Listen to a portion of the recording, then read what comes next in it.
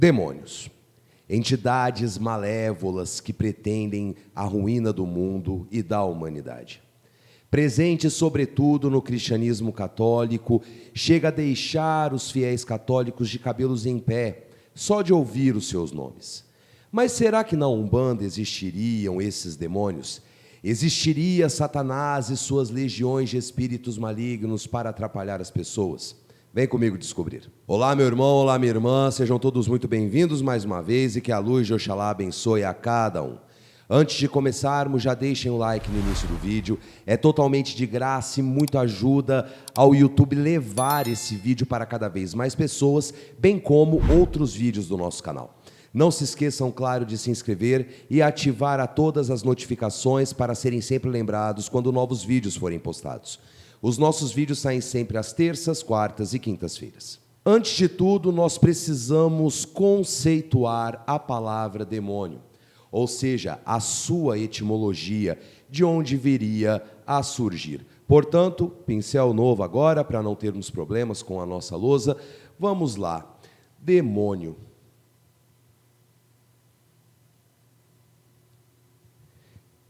Demônio vem do grego daimon,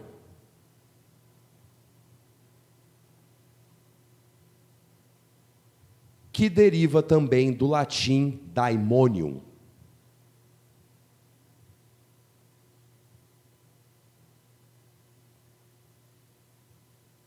Vamos vir para cá para vocês verem. Demônio, daimon, daimonium. Significaria então as entidades malignas? Não. Essa palavra, na verdade, viria a significar divindade.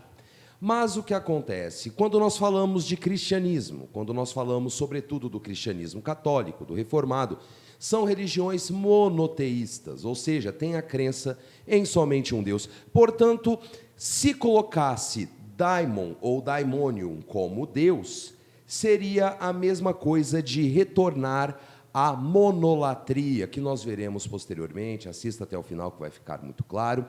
Mas seria também admitir a existência de outros deuses. Portanto, a palavra daimon e daimonium foram transformadas em demônio.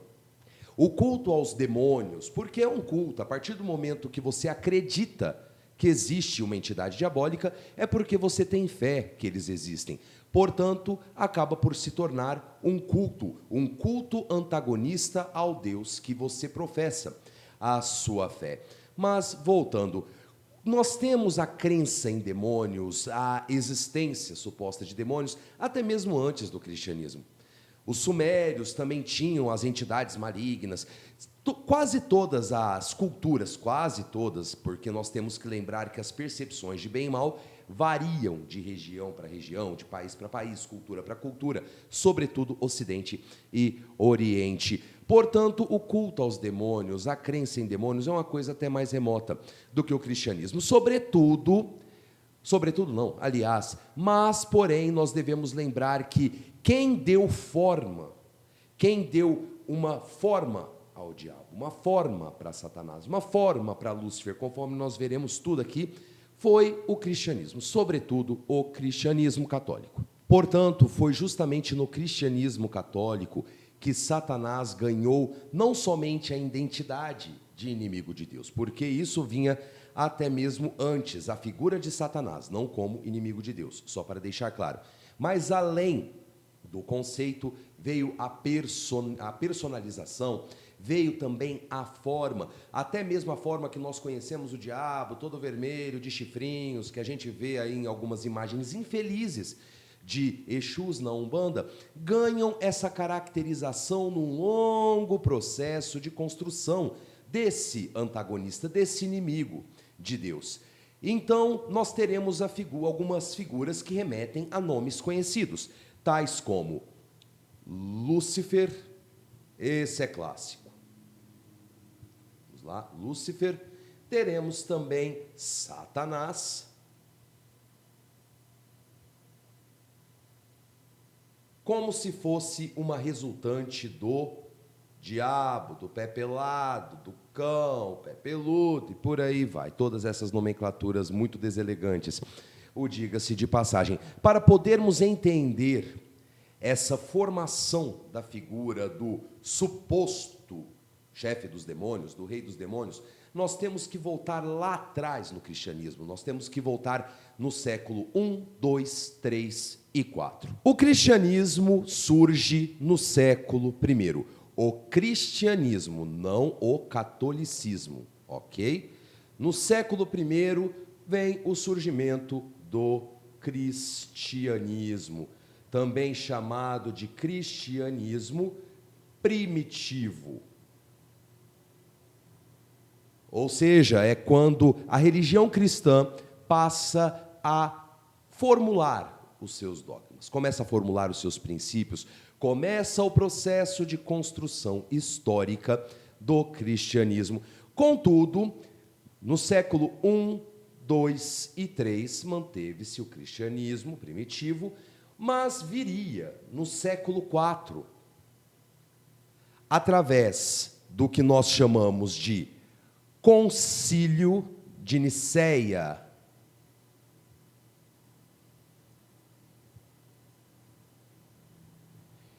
o qual foi presidido por Constantino, imperador romano.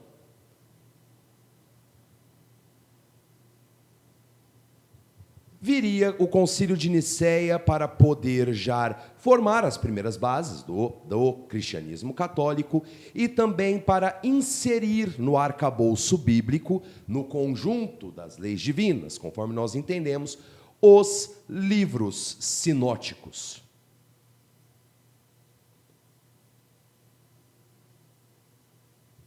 Os livros sinóticos são o livro de Mateus, o livro de Marcos, o livro de Lucas, o livro de João.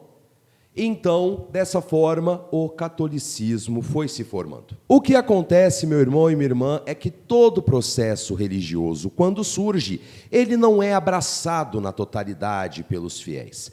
Existem contradições, existem aqueles que serão naturalmente contra a todo esse processo.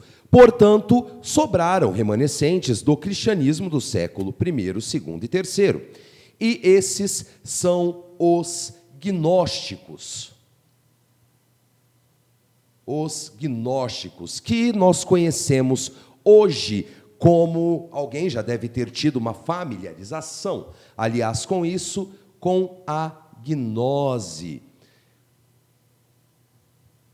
A gnose, ou gnosticismo, ou então o movimento gnóstico, ele era formado quase que predominantemente por grandes pensadores da época. Aqueles que não aceitavam vamos colocar o cristianismo 2.0, mais ou menos isso. E então, o que acontece? Os gnósticos tinham algumas leituras bíblicas que viriam a se tornar apócrifas, ou seja, elas se tornam excludentes do Antigo Testamento e depois vai se tornando livros que são chamados de deuterocanônicos. É algo mais voltado à teologia, não é tão importante para nós aqui agora. Mas esses livros apócrifos são utilizados pelos gnósticos, sobretudo os gnósticos daquela época. E agora que nós começamos a entender a existência do diabo, a existência do demônio, do príncipe dos demônios, no meio religioso cristão. De acordo com os gnósticos, Deus teria uma visão. Aliás, visão não. Deus seria dividido em dois, para ficar mais fácil de vocês entenderem. Então, Deus teria a sua parte demiurga. Demiurga. O que significa esse demiurgo? Seria o Deus do Antigo Testamento, seria o Deus odioso, o Deus que destrói tudo, que põe para arrebentar, é aquele negócio, né? Siga minhas ordens e se salve, ou então morra. Nós temos vários relatos, inclusive no Antigo Testamento, nós temos o dilúvio de 40 dias e 40 noites, supostamente, é claro. Nós temos também a destruição de cidades, como a cidade de Sodoma, a cidade de Gomorra. Era um Deus implacável. Então, esse demiurgo, esse elemento demiurgo de Deus, é Deus do Antigo Testamento. E também para os gnósticos tinham os arcontes. Os arcontes seriam aqueles que teriam testemunhado o nascimento, o desenvolvimento da humanidade. Mas para nós agora, o que é mais importante é essa molécula demiurga de Deus, é esse aspecto demiurgo. Com o Novo Testamento, que tem os evangelhos sinóticos, que remete à Boa Nova, afinal, o evangelho significa Boa Nova, a vinda do Messias, toda aquela coisa que remete muita amorosidade, inclusive faz parte de muitos cernes religiosos da Umbanda. Então, teríamos um Deus diferente. Nós teríamos um Deus que abandonava o seu lado odioso, o seu lado demiurgo. Uma vez que ele abandona o lado demiurgo, ele é um Deus de amor, um Deus de misericórdia, um Deus paciente, um Deus sábio, mas ainda fica o aspecto demiurgo de Deus. Então, o aspecto demiurgo de Deus vai progressivamente, não é algo que acontece de imediato, só para deixar claro, vai para a persona de Satanás, que foi o primeiro nome, entre aspas, que foi dado para esse opositor a Deus. Eu coloquei umas aspas muito importantes aqui, porque Satã, ou Satanás, nem chega a ser um nome. Não chega nem a ser um nome. Vejam bem, ó, vamos lá. Satã. Depois considerado Satanás em algumas traduções da Bíblia. Satã, que vem do hebraico. Vamos ver se eu lembro ainda como escreve.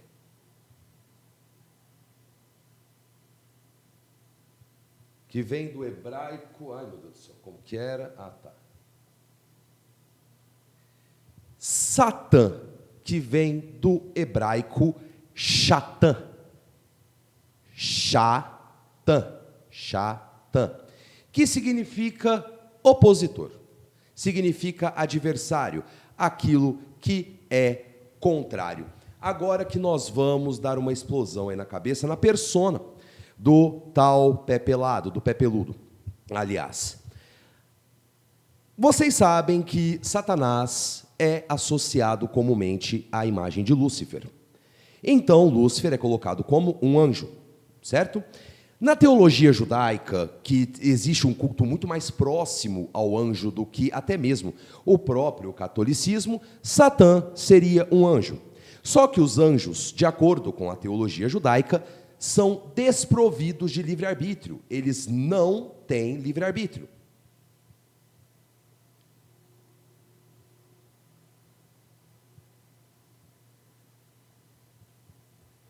Se eles não têm livre-arbítrio, eles não podem escolher. Eles só fazem aquilo que Deus manda. De acordo? Muito bem, segurem a informação. Agora, veja só. Nós temos no livro de Jó, se eu não me engano, do versículo 6 ao versículo 12, uma conversa de Deus com Satanás. E dessa forma se dá o seguinte: Jó era um grande servo de Deus, tinha uma fé inabalável e Deus concedia grandes benesses para Jó. Então, numa conversa com os anjos, Satanás estava presente e Deus pergunta: onde você estava, Satanás? Eu estava andando pelo mundo, estava passeando. E Deus pergunta se ele tinha visto Jó, um grande servo dele e tudo mais. Aí Satanás faz uma pergunta para Deus, fala: se não fosse os bens que o Senhor deu, o gado que cresce constantemente, a vida próspera, não seria por isso que ele o bendiz? E se o Senhor tira isso dele, ele vai continuar a bendizê-lo ou vai tornar-se um blasfemo contra vós? Deus fala para Satanás: o que eu dei para Jó está em suas mãos agora. Tire tudo dele, mais ou menos assim, contudo não fira Jó. Vejam bem, então nós não temos um opositor a Deus. Nós temos um anjo desprovido de livre-arbítrio que age ao mando de Deus para testar a fé de Jó, para mostrar se ele era de fato um crente. O judaísmo nunca coloca a imagem de Satanás como o inimigo de Deus. Muito pelo contrário, coloca como um anjo que age a mando de Deus para testar a fé dos homens. Muito mais coerente. Agora, quando nós temos a visão de Satanás no catolicismo, veja bem, porque Satanás é Satã. Se Satã é um anjo, é desprovido de livre-arbítrio. Só que por algum motivo, ou cargas d'água, nem mesmo a teologia cristã consegue explicar isso de forma palpável, de como Satanás, sendo um anjo desprovido de livre-arbítrio, não deixando de ser um anjo mesmo tendo caído supostamente do paraíso, como que ele consegue se opor à vontade de Deus, sendo que ele é desprovido de livre-arbítrio?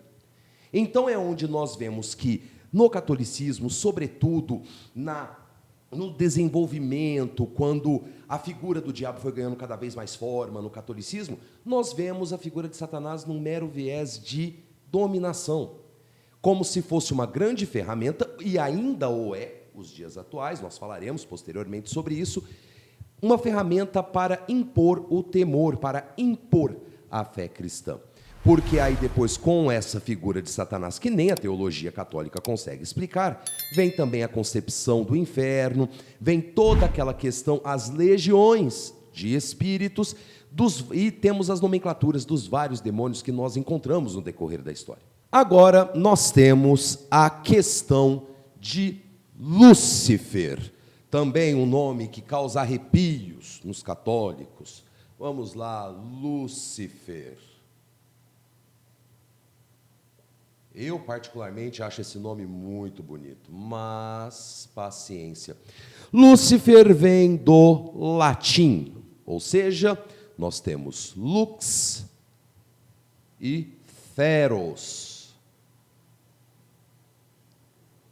Esse nome, hoje associado a Satanás, mas, na verdade, nada tem a ver com Satanás. Esse nome vai surgir no livro de Isaías, e então, falando, ó tu que caíste, filho da alvorada, estrela da manhã, Luxferos, portador da luz, ou seja, aquele que consegue ser visto ao olho nu, o planeta Vênus, também ligado a Dianos Luciferos, divindade romana antiga, que estaria ligada à fertilidade, que estaria ligada à iluminação.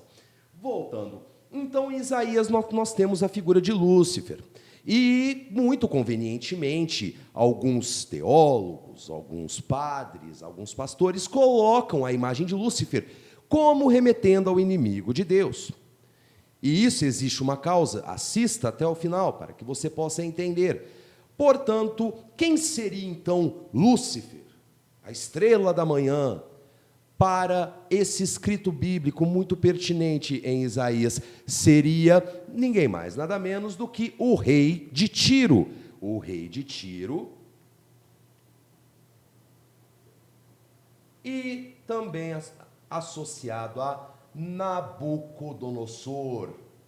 Nabucodonosor, que era uma autoridade da época, um rei. É essa referência que o livro de Isaías dá, nada tendo a ver com a figura de Satanás lá atrás. Até um fator curioso que nós podemos remeter é que todos os nomes de anjos, a grande maioria, aliás, é terminado com a sílaba El. Ou seja, não é curiosidade. Não é coincidência, aliás, nós temos Gabriel, Rafael, Uriel, Micael, Faziquiel, é tudo El. E muitos poucos derivam disso, porque são nomes que vêm do hebraico. Agora me diga, Lúcifer, Luxferus, vem do latim, de uma língua posterior às línguas proto-semíticas, à língua hebraica. Então, além dessa divergência, nós temos uma exegese, nós temos uma hermenêutica que foi feita convenientemente para associar Lúcifer a Satanás, mas com um motivo que nós veremos daqui a pouquinho. E claro, não seria somente os nomes Satanás, Lúcifer, que incorporariam também essa persona demiurga de Deus, que progressivamente foi passando a pertencer ao mal, a pertencer ao diabo. Até mesmo o nome Beelzebub, colocando-o como príncipe dos demônios. Isso vai se dar em meio ao século XVII, Nós veremos daqui a pouco, para não gerar muita informação. Até mesmo Beelzebu, que quando nós falamos em algum vídeo aqui, inclusive do nosso canal, que Beelzebu nada tem a ver com o diabo, quiçá na Umbanda, então, de ser um guardião sedento por sangue, essas coisas. Nós temos Beelzebu, vamos lá, Beelzebu, que seu nome é Baal Zevuv, que significaria Senhor das Moscas. Mas o que acontece? Baal é o nome de uma divindade e também significa Senhor. Zevuv significaria moscas, por quê? Porque os hebreus, num ato de afronta à crença dos filisteus, falava que o deus deles, quando era oferendado, que tinha uma oblata e ficava ao relento, geralmente eram animais que eram sacrificados, o que acontecia nesse processo? Atraía moscas, então falava que ele era o senhor da podridão, o senhor das moscas, enquanto o deus hebreu, que recebia seus sacrifícios incinerados posteriormente, não atraía moscas. Daí surgiu Baal Zevuv e posteriormente transliterado para Beelzebu, porque o nome, na verdade, é Baal, que significa Senhor, e também, curiosamente, associado ao Senhor dos Exércitos. Nós já ouvimos essa frase em algumas correntes cristãs, tanto na protestante, reformada, quanto também nas correntes cristãs católicas. Mas como chamar Deus, no caso Javé, no caso Jeová, como você conhece, de Senhor dos Exércitos na forma de Baal? Seria a mesma coisa de admitir a existência de uma outra divindade. Portanto, coloque Baal como um demônio. Pronto. Resolvido. Resolvido. E vai muito além ainda. Agora, para nós podermos dar um avanço significativo a esse estudo, nós vamos para um pouco mais além. Agora que nós vamos começar a entender a associação de Lúcifer com Satanás. Nós vamos para o século XVIII. O século XVIII é marcado por um movimento. Vamos lá, vamos colocar aqui, ó. Século XVIII é marcado por um movimento chamado Iluminismo. Iluminismo. Pai Renato, o que é o iluminismo? O iluminismo foi um movimento social, um movimento antropológico, sociológico, filosófico, que apartava a igreja das decisões do Estado. Iluminismo que vem com a luz do conhecimento, a luz do saber e o fim da sociedade teocêntrica de outrora até meados do Renascimento para ser uma sociedade antropocêntrica, ou seja, o homem passa a ser o centro do universo e também o racionalismo, digamos que a razão começa a sobrepujar-se à fé nesse processo. Agora nós vamos lá. Iluminismo. Foi no iluminismo também, sobretudo no século XVIII, que surgiram as correntes ocultistas, que se baseavam em grimórios antigos, datados dos séculos anteriores, sobretudo século XIV, XV, XVI. Um deles é esse aqui, ó, tá até aqui mais fácil. O Pseudo-Monarquia Demonorum, de John Wheeler, que coloca... Antes de chegar nessa parte, para ficar um pouquinho mais claro. Vamos lá. Então, nós temos o iluminismo e temos também os ocultistas, aqueles que começam a fazer as suas sociedades iniciáticas, como nós temos a Golden Dawn, nós temos a Fraternita Saturnine, nós temos N ordens iniciáticas que vão trabalhar com esse ocultismo. O ocultismo é uma forma de associar a magia à razão para a concretização de objetivos, para poder atingir metas. É uma forma racional de se usar do extrafísico, dos poderes da magia, tais como conhecemos hoje, ou diga-se de passagem. Então, através desses grimórios antigos, no caso, Pseudo-Monarquia Demonorum, e também um livro que é muito conhecido no nosso meio, e é usado por muitos umbandistas. Estou falando, claro, do livro de São Cipriano, que tem a oração da cabra preta, toda aquela coisa temerosa e tudo mais. Tudo isso foi se juntando, amalgamando, virando lá uma massa para o iluminismo. E é nesse processo, meus irmãos e minhas irmãs, que esse processo do iluminismo era um movimento anticristão. Não confunda com a ideia de anticristo, apocalipse e toda essa coisa. Não, não, não, não, não, não. Eu estou falando que ele era um movimento anticristianismo. Ele queria apartar em absoluto não somente o cristianismo, mas qualquer religião, sobretudo das decisões do Estado. Ou seja, antigamente, quando era uma sociedade teocêntrica, na época da Inquisição, a Igreja Católica mantinha grande parte das decisões do Estado. Ela era, além de uma autoridade religiosa, uma autoridade política.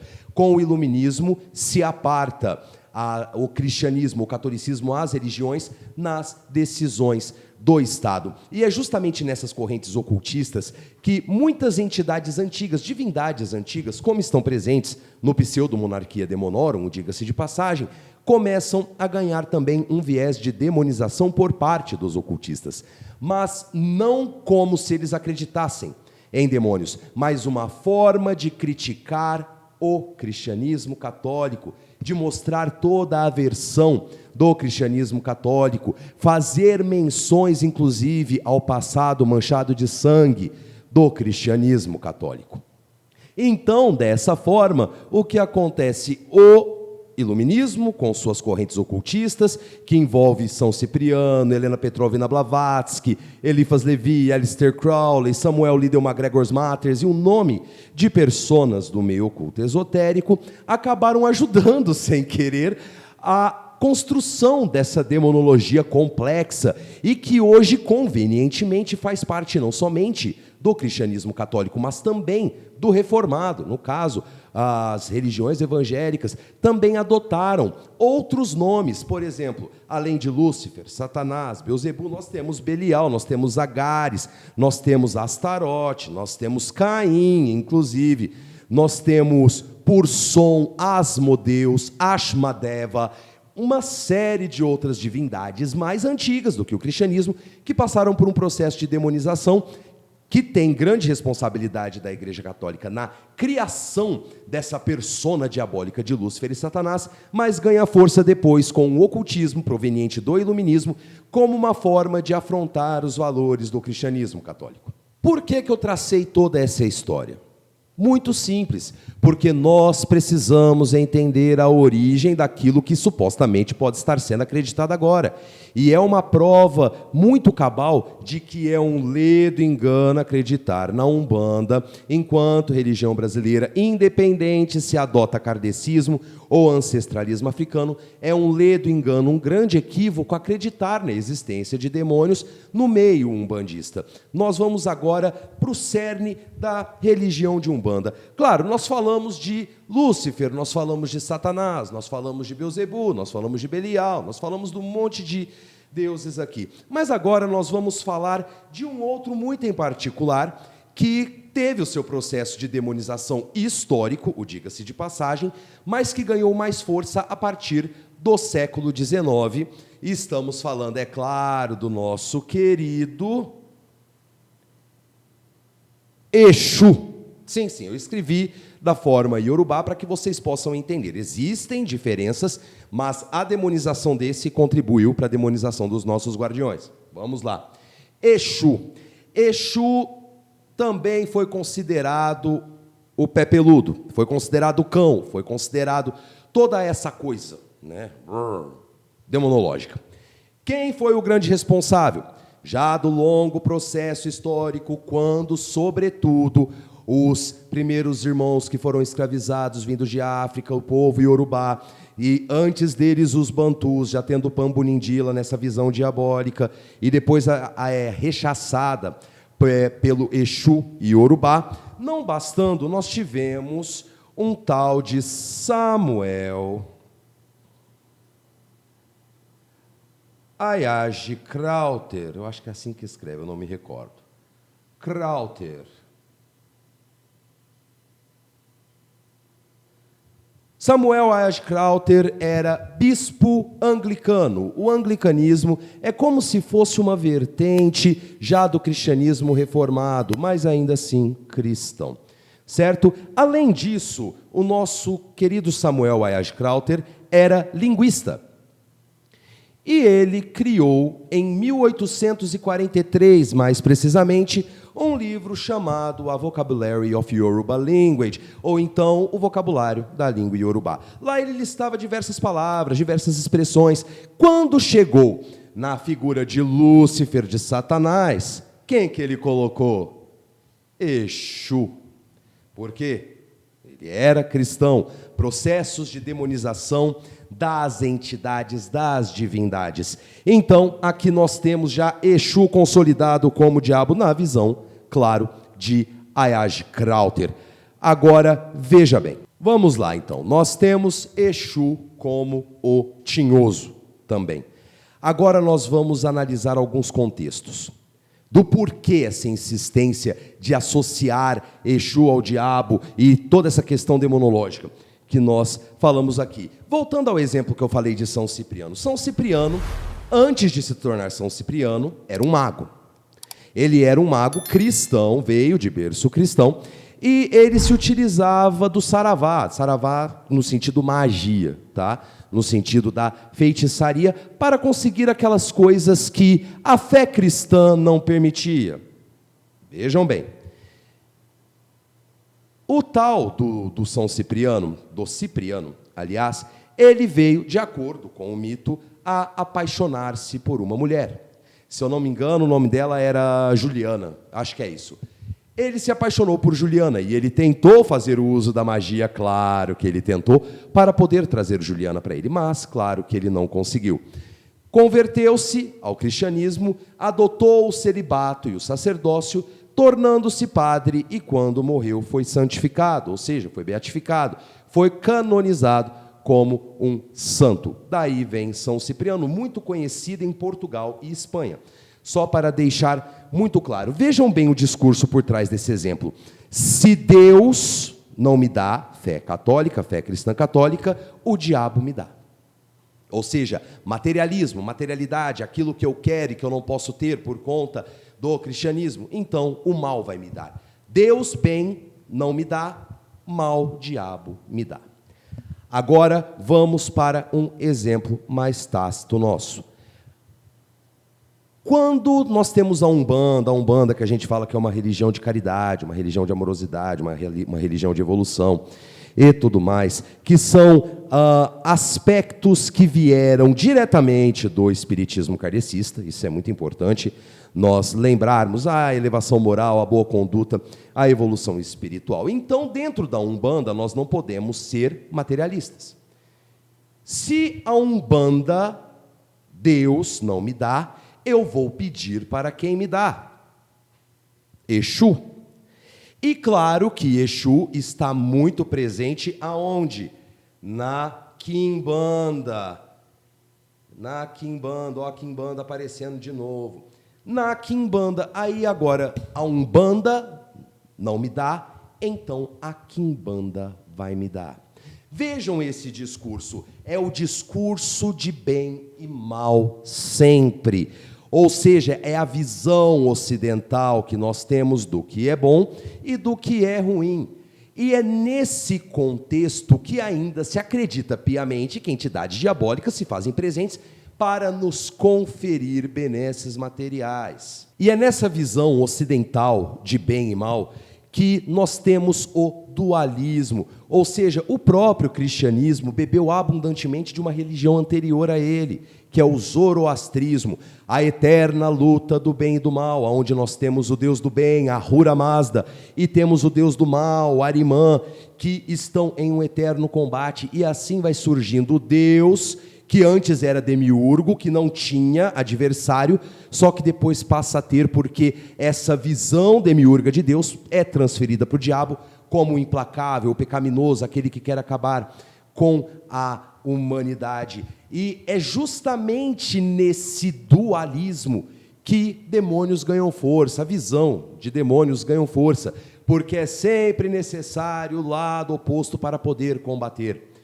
Então, só por esse viés, nós devemos entender com muita clareza que nem na Umbanda e nem na Quimbanda existem demônios. E independente se é uma doutrina kardecista, que ainda é muito próxima ao cristianismo, independente se for uma Umbanda ancestralista, nenhuma das duas compactua com a existência de demônios.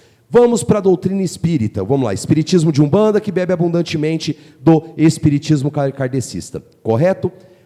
No livro Céu e Inferno, de Allan Kardec, os espíritos que o ajudam na composição desse livro falam com clareza de detalhes que demônios são uma alegoria. Ou seja, demônios são interpretativos. Demônios foram criados por religiões para poder dominar, para poder ter a dominação, porque, sobretudo no século XXI, em que está tendo um grande processo de secularização, as igrejas, tanto católica quanto evangélica, estão perdendo fiéis por conta do acesso à informação, por conta da desconstrução desses aspectos que geram medo, que geram terror. É justamente por isso que ainda a figura de Satanás, a figura do demônio, a figura de Lúcifer é muito utilizada por teólogos. Quando eu falo teólogos, é de padres a pastores que não dão essa informação para os fiéis. Tudo isso que nós conversamos nesse vídeo, porque ainda é uma ferramenta para gerar o tremor Dei, ou seja, o temor de Deus, para poder impor a fé cristã para a pessoa. E na Umbanda ancestralista, então, nem se fala. A Umbanda ancestralista, como por exemplo a Umbanda Molocô, que resgata a ancestralidade dos povos de África, tem conceitos de bem e mal totalmente diferentes do Ocidente. Quiçá deve ter uma entidade, uma divindade que possa ser associada ao mal, porque nós temos a figura do próprio Exu não como mal, mas aquele que corrige, aquele que pune os orixás, se os orixás fizerem alguma transgressão. Não é à toa que Exu é chamado de Pedra de Olodumare. Pedra de Olodumare. Olodumare, no caso, Deus. É Exu que coloca os outros orixás, porque os orixás não são vistos como perfeitos nas culturas africanas. São ancestrais, foram de carne, assim como os seus sucessores, como aqueles que vieram manter a sua linhagem. Então, a figura de Exu, como Pedra de Olodumare, está aqui até para poder dar os corretivos necessários, para poder corrigir a conduta dos orixás. Vejam que é uma coisa totalmente diferente, é uma visão totalmente distante de bem e mal que nós temos aqui no Ocidente, que foi totalmente influenciado pelo cristianismo, que foi influenciado pelo catolicismo. Essa visão do Deus de amor e depois do diabo que é nefando, lembrando que temos uma visão diferente do Deus do Antigo Testamento, Deus do Novo Testamento. É algo muito amplo, é algo muito complexo, mas eu acredito que com essa explicação tenha ficado bem claro que demônios não existem. Demônios são figuras para impor a temerosidade. Portanto, quando você, meu irmão, minha irmã, ouvir a palavra Lúcifer, ouvir Satã, ouvir Satanás, agora você tem conhecimento. Você tem conhecimento de que se tratam de construtos religiosos que foram criados de uma forma desconexa para poder gerar o temor. Contudo, a luz do conhecimento vem para aqueles que buscam. E dessa forma, nós vamos perdendo esses grilhões que nos limitam e até mesmo nos nossos trabalhos, como umbandistas, nós começamos a ver nomes como Lúcifer, Beelzebu, Astaroth, Samigina, que é uma outra divindade antiga, de uma forma bem diferente do que o viés demonológico, que ainda é tão insistente nos dias atuais. Eu vou ficando por aqui, muito obrigado por sua audiência, desculpe pelo vídeo longo, é porque o assunto é amplo, poderíamos continuar até em outros vídeos, caso você queira, portanto, deixe aqui nos comentários. Se você gostou do vídeo, por favor, deixe seu like, é muito importante para que o YouTube entenda que estamos produzindo um bom conteúdo. Não se esqueça, claro, de se inscrever. Ficou alguma dúvida, quer agregar mais algo a esse vídeo? Fique à vontade nos comentários, sempre estamos respondendo quando possível, sempre lendo e trazendo conteúdos sugeridos pelos irmãos no canal. Axé para quem é de axé, amém para quem é de amém, paz e luz a todos, fiquem todos com Deus e até o nosso próximo vídeo. Tchau!